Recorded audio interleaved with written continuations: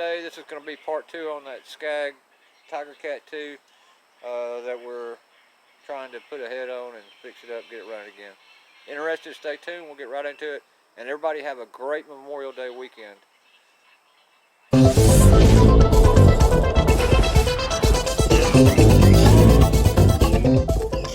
Alright guys, so we've got the head back on and the head bolts are not torqued yet. We're going to torque those down, but this is the one that I was telling you about, that you got to leave this rocker arm bracket off up here so you can get to that head bolt there.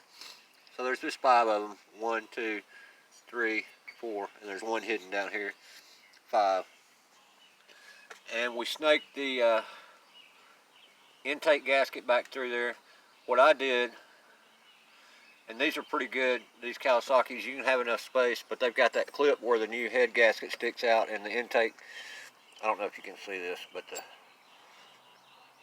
intake gasket's got like a little hook on it, so it kind of holds it in place for you. Or you can do, you can put you a little glue on the head and go ahead and affix the intake gasket to it. However it's comfortable for you, just get it on there. And so we're going to go ahead and torque these down. It's supposed to be 33.9 foot-pounds. We'll go in increments of probably like 15 foot-pounds, and I'll go to about 20, 25, you know, about 3 different, you know, increments. Get it, and I'm going to go in a cross pattern. I don't know what, I forgot what the Kawasaki calls for, but just use your common sense. I'll probably start here, go there, and then come to this middle one, and then do the one down here, and then back up there. So anyway, and I've got the muffler. I hadn't tightened it down yet, but I've got the bolts back on and the gaskets back on it. I just went ahead and dropped it off camera and replaced this exhaust gasket too. Probably didn't have to, but I did. Now another way you can do these intake, if you don't want to leave it hanging like I did, you can just go ahead and take all 4 bolts out, and this will come off, the carburetor will come off with it. You know, it's just easier for me to do it this way most of the time. Anyway, so let's get these head bolts torqued.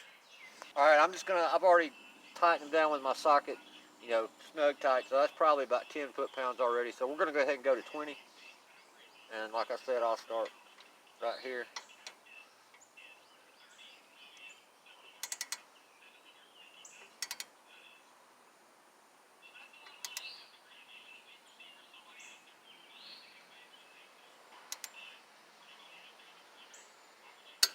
So you hear it click, boom.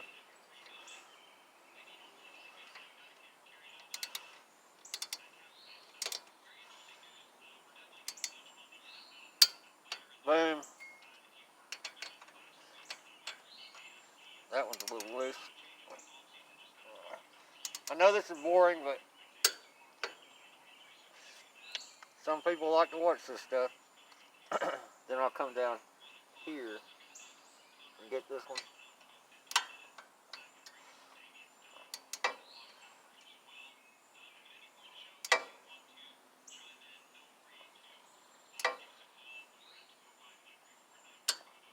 Now this one, I probably could have left this rocker arm guide off because it kind of gets in the way of my torque wrench. So I'm going to have to put an extension on there. And then back up here and get this one. I don't like to use an extension if I don't have to when I'm torquing something down, because it changes the torque, I think, a little bit, in my opinion. Alright, so that's 20. Let's just go ahead and adjust this torque wrench.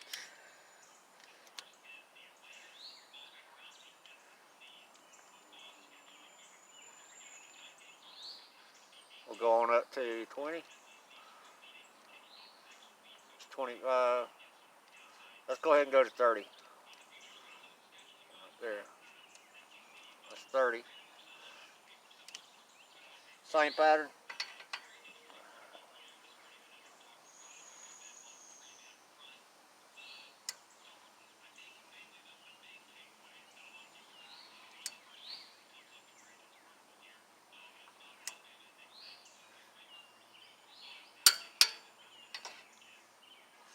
Now you don't want to snap these, for sure. It says 33.9.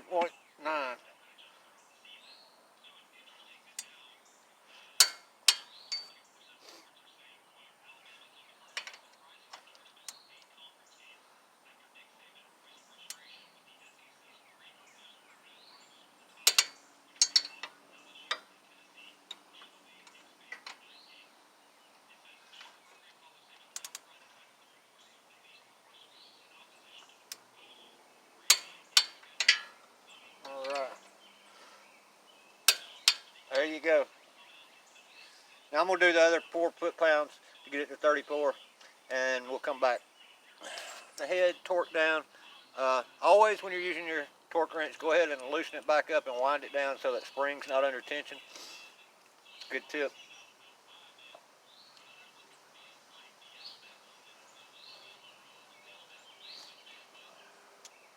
Alright, now I've got that, I'm going to go ahead and I can snug these manifold bolts back up.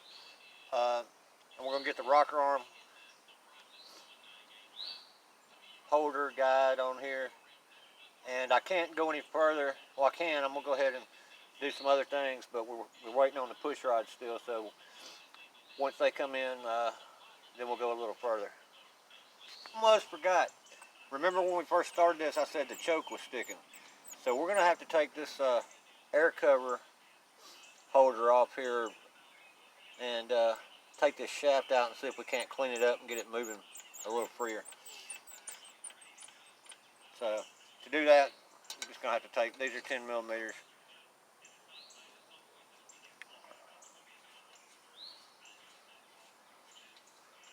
I don't know if you can see that. I'm going to leave, I'm going to try to hold it up. This is your ground wire for your solenoid.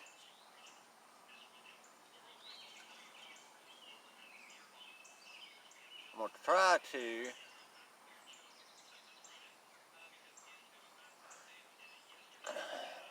get the cover off and then slide the bolts back through to hold the carburetor on, because I don't think I have any gaskets, and I don't want to fool with it if I don't have to.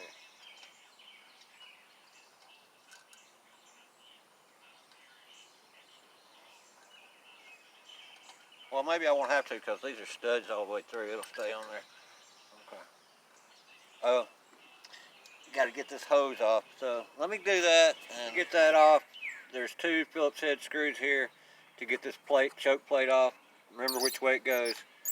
And then this whole shaft ought to slide out. And we're going to see what we can do with it. When this shaft slides out,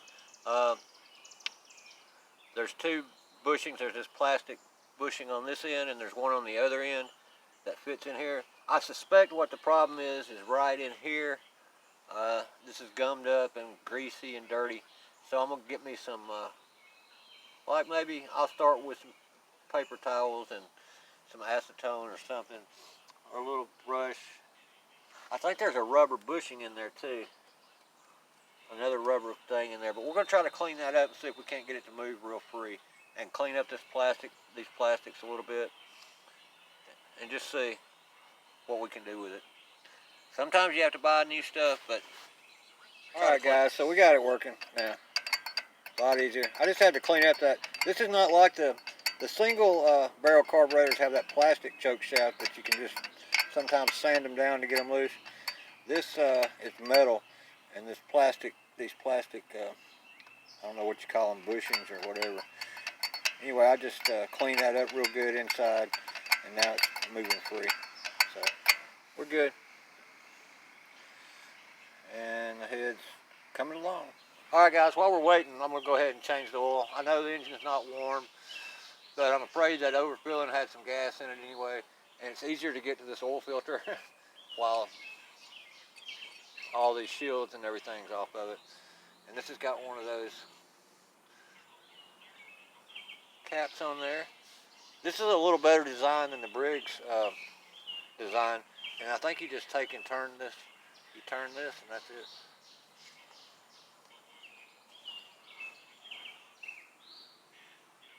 I think.